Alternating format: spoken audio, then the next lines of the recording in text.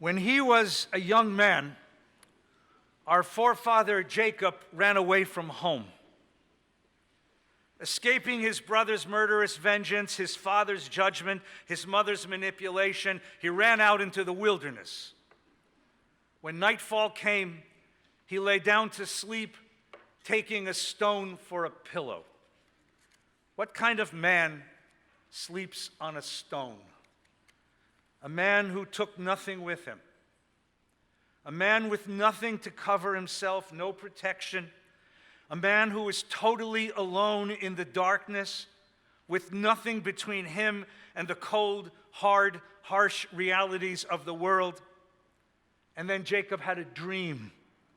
A ladder stretching from earth to heaven, angels ascending and descending, and God standing beside him.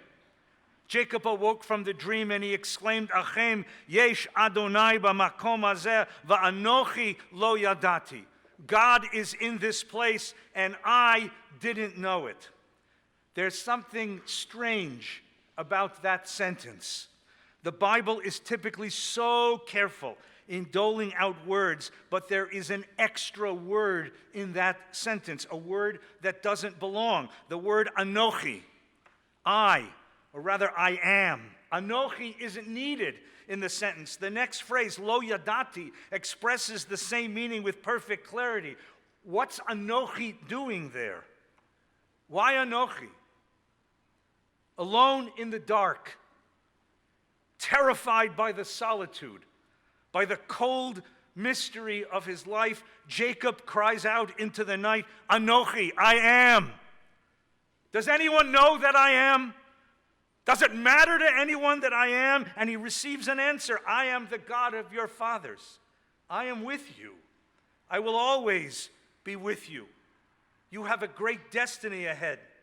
You will be a blessing to the families of the earth. This is what every human being desires most in life. To be recognized, to be acknowledged, to be valued, to know that we're not alone in our journey. In religious language, we call this redemption, the deep inner security that comes with knowing I matter, I count, I'm needed. Anochi, I am. The psychiatrist Viktor Frankl, who survived Auschwitz, had a patient who phoned him in the middle of the night once to tell him calmly that she was about to commit suicide. He kept her on the phone for 2 hours, giving her every conceivable reason to live. Eventually, she said she changed her mind and wouldn't end her life. When next he saw the woman, he asked her which of his many reasons had persuaded her to change her mind. None, she replied. Well, then why then did you decide not to commit suicide? She replied that the fact that someone was prepared to listen to her for 2 hours in the middle of the night convinced her that she was valued, that her life was worth living after all. Wrote philosopher Martin Buber, what do we expect when we are in despair and go to someone for help? Surely a presence that tells us, that lets us know that whatever happens to us, life still has meaning and worth. The holiest prayer in the Jewish liturgy is actually no prayer at all. It is an imperative. Shma Yisrael. Listen, Israel. A people with such a special relationship with God, you'd think that they'd be instructed to speak, not to listen. Proclaim your faith. Declare your truth. Spread your teaching. But the core imperative is Shma Yisrael. Listen, Israel. And so important is that imperative, it is the first sacred word we learn and the last one we recite before death. It is repeated morning and night, wrapped around our bodies in our tefillin, attached to every doorway in a mezuzah, because redemption begins in listening, but a special kind of listening. On these high holidays, we are commanded lishmoa kol shofar, to listen to the sound of the shofar. Asks the Talmud, suppose you're walking past the synagogue at the exact moment the shofar is blown, and you happen to hear the shofar. Does that count? Or suppose Suppose you hear someone practicing the shofar. Does that count? And the Mishnah answers, Im kivein libo yatsa im lav lav. If one turns and listens with kavanah, with intention, with intensity, if one listens deeply, the mitzvah is fulfilled. But if one hears only casually, overhearing without turning to listen, the mitzvah is not fulfilled. If one hears only with the ears, the mitzvah is not fulfilled. But if one hears with the heart, the mitzvah is fulfilled. Hearing the shofar on these holidays is a form of training. We learn to listen deeply to the jarring cry of the ram's horn so we can hear the cry of a lonely soul. We learn to listen to the trumpet blast of the shofar so we can be attentive to the joyful song of a child. We learn to listen to the broken notes of the shofar so we will be alert to the quiet sigh of a broken heart. That's what Shma demands. Shma Yisrael. Listen. Listen deeply. This is a sacred mitzvah, a spiritual demand. Because in listening to the soul of another human being in the deepest way, we hear the voice of God. In turning to another, listening deeply, we communicate with another what God promised Father Jacob. You are not alone, not abandoned, not forgotten. You matter. You are a blessing. In turning to one another, we share redemption. Taught Martin Buber, every moment of life is full of call and response. Religion belongs in all moments. It is simply living all moments open to the possibility of connection. Ever meet someone like that? Ever meet someone who really knew how to listen to you? A teacher who knew what you needed to learn even before you had a clue? A friend who knew you had strength inside even when you were ready to give up? A mentor who believed in you even when you lost belief in yourself? Ever encounter a person like that whose ability to listen left you feeling affirmed and respected and elevated? Winston Churchill told a story about his mother when she was a young woman. She was invited to a state dinner and seated next to William Gladstone, the great statesman. She came away that evening convinced that Gladstone was the cleverest person in all of England. Sometime later, she was invited to another state dinner, this time found herself seated next to Gladstone's rival, Benjamin Disraeli. She came away that evening convinced that she was the cleverest person in all of England. There are such people, you know.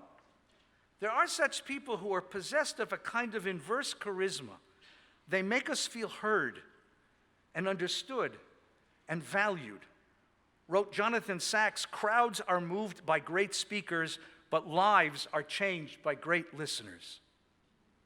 We'd like to think of ourselves, we'd like to think that we're all great listeners. But according to the research, we grossly overestimate our listening ability.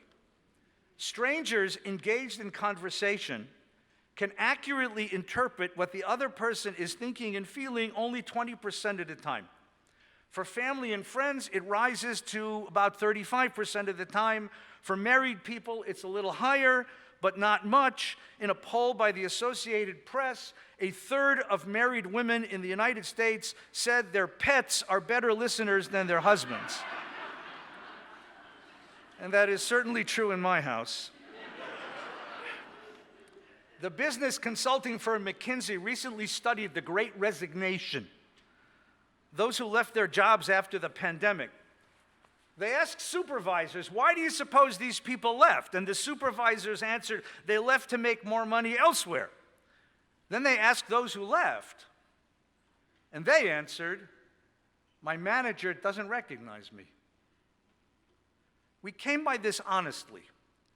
Evolution did not equip us to be good listeners. Humans evolved in small bands, in clans and tribes, where it was necessary to carefully guard our social standing.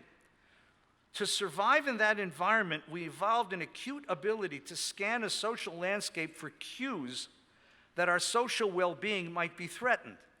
When we're in conversation, our natural inclination directs us to think about ourselves, to be concerned that the other has the right impression of us.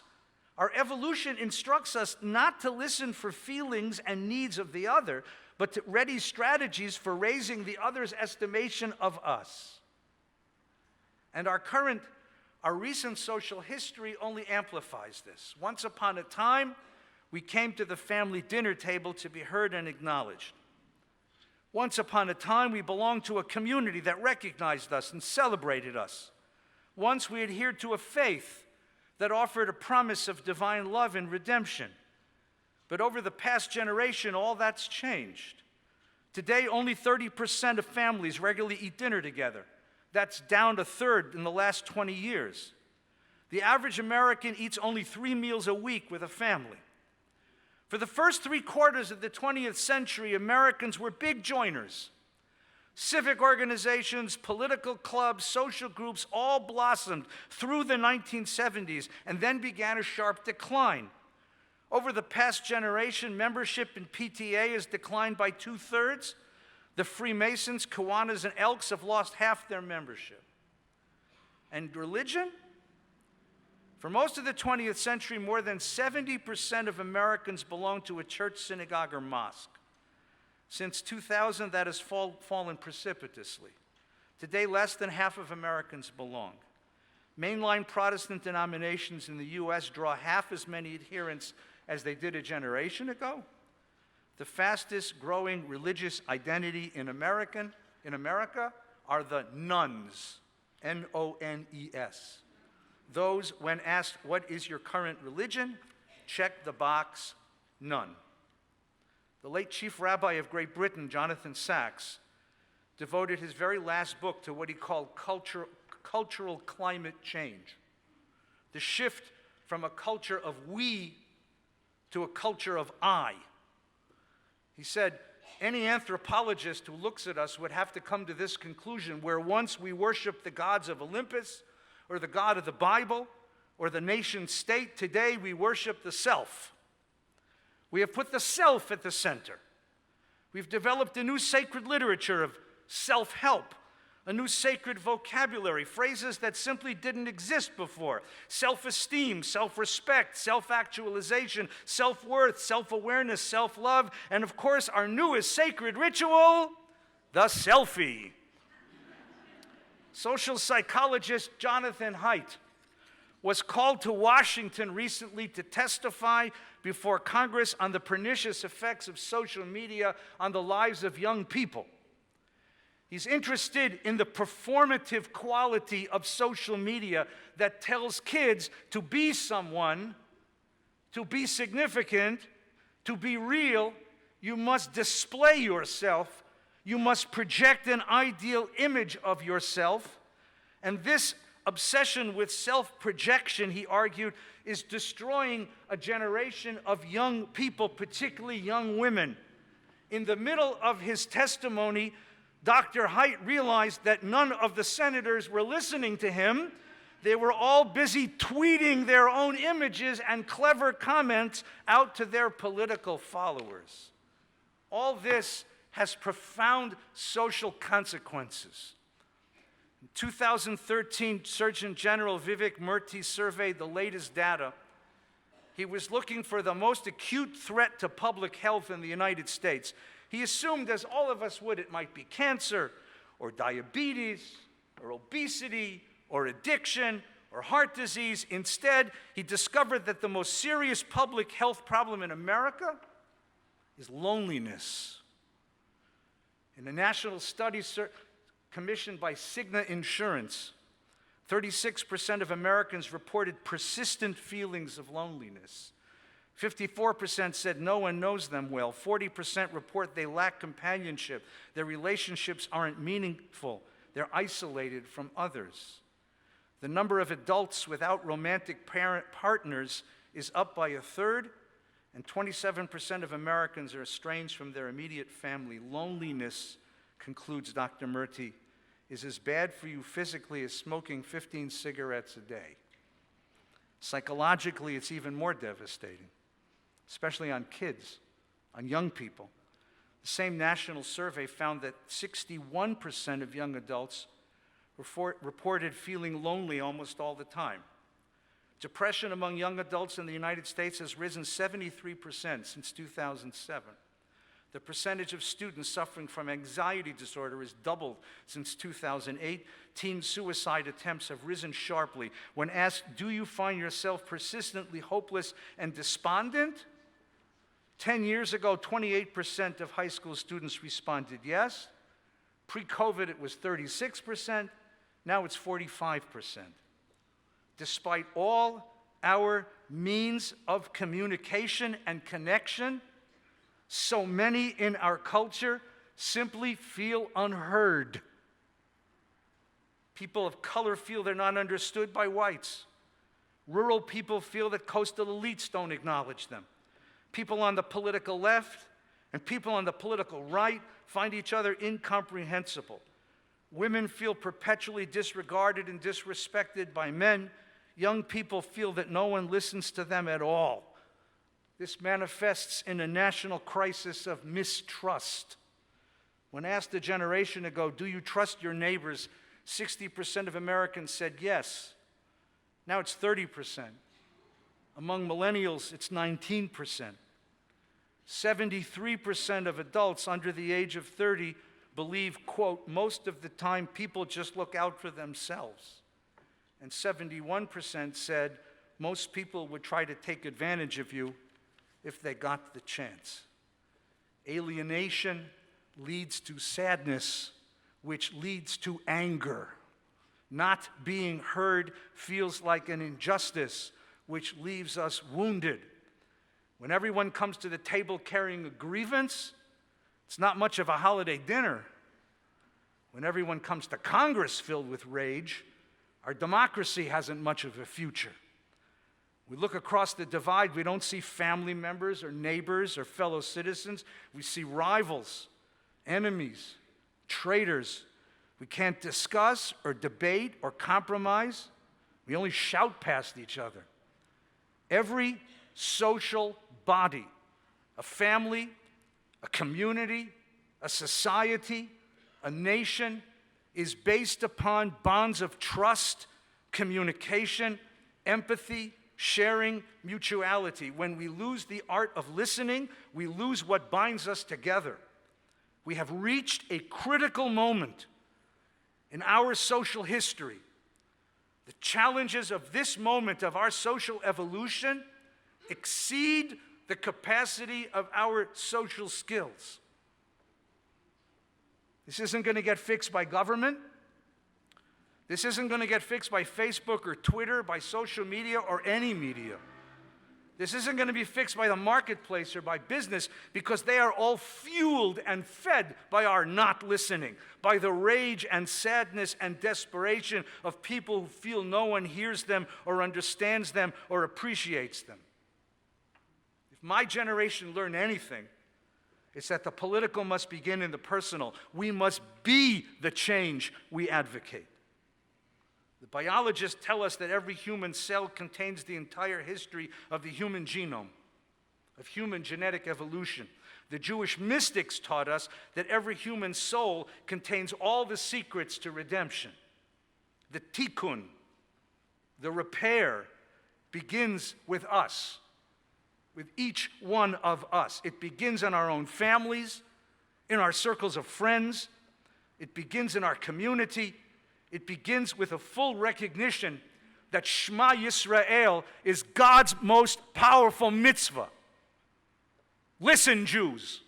B'chol levavcha, u'b'chol nafshecha, u'b'chol meodecha, with your heart and your soul and your might. Each year, the Lubavitcher Rebbe, Menachem Mendel Schneerson, would receive thousands and thousands of letters, questions of faith, requests for blessing, pleas for help from people all over the world, and he made a point to answer each and every one. Once, he received a letter from a desperate soul. The letter said, I need the Rebbe's help. I'm so depressed. I can't find my way in life. I find no joy in family. I find no fulfillment in work. I find no satisfaction in life. I pray and fulfill the commandments. I find no peace. I can hardly go on living. I need the Rebbe's help. Before the Rebbe was a Rebbe, He was a publisher, and he learned editorial markings. So he sent back the most brilliant response without using a single word. In a red pencil, he simply circled the first word in each sentence. The first word in each sentence is I. I will not get you where you want to go. Buber captured this best. We only realize our full and authentic selves in relationships. Only in meeting a thou do we become an I. Only in submerging the self do we become a self. No one can see their own face unaided, and no one can see their own soul. But in looking into the eyes of another, in sharing with another, do we come to know the dimensions, the capacities, the quality, the sanctity of our own soul. This, said Buber, is the greatest human truth. This is the greatest religious truth. The most significant religious moment, the most significant moment in the sacred history of the people Israel took place at Mount Sinai about 3 millennia ago. Strange thing is, no one's certain exactly what happened there. There are 5 different accounts of the event just in the Bible itself, and in the Midrash, the later tradition, there are many, many, many more. We are told that God came to meet the Israelite people. In some accounts, all the commandments were spoken at that moment, the entire corpus of our religious tradition. In other accounts, just the 10 commandments, just the essential words. And again, in other accounts, just the first commandment, I am the Lord your God. But the most interesting tradition came from the 18th century Hasidic master, Rabbi Nachum from Mendel Torah of Rimanov, who taught that at Mount Sinai, God revealed just the first letter of the first commandment, which is an Aleph, which any Hebrew school kid can tell you is a silent letter. God entered the world not to shout commandments or dogma or faith or theology. God entered the world to give us the gift of true inner silence, of true receptivity, to teach us a readiness to listen. God entered the world to teach us to listen to one another, to listen to the voice of conscience, to listen to the cry of the voiceless, to listen to God's truth whispered every moment into our hearts. And when the divine silence filled them, the Israelite people responded, Na'aseh v'nishma. We will do all that God commands. We will listen. We will become a people who listens, a people who teaches the world to listen. Shma Yisrael. The young man sleeping on that stone, alone in the dark and filled with fear and anxiety, he grew up to become our patriarch, our namesake, Israel. And in that liminal, life-changing moment, he met the God of his ancestors. And when he had finally reached the end of his life and stood at the threshold of death, he met his God once again. Laying on his deathbed, Father Jacob looked into the faces of his 12 sons and he began to tremble.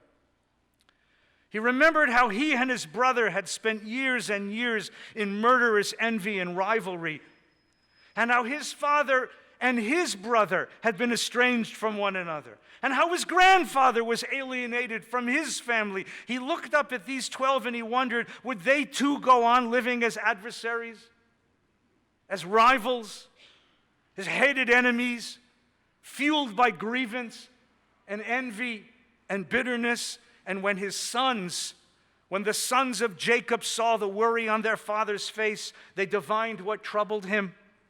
So together they said, Shma Yisrael, listen, our father Jacob, Adonai Eloheinu, the God who turned to you on that cold, lonely night so long, long ago and heard you cry, Anochi, into the darkness, the God who protected you and filled you with the power to bring blessing to all the world, that God has taught us to turn to one another now, to hear one another, to feel one another's pain and share one another's joy and sing one another's song and protect one another.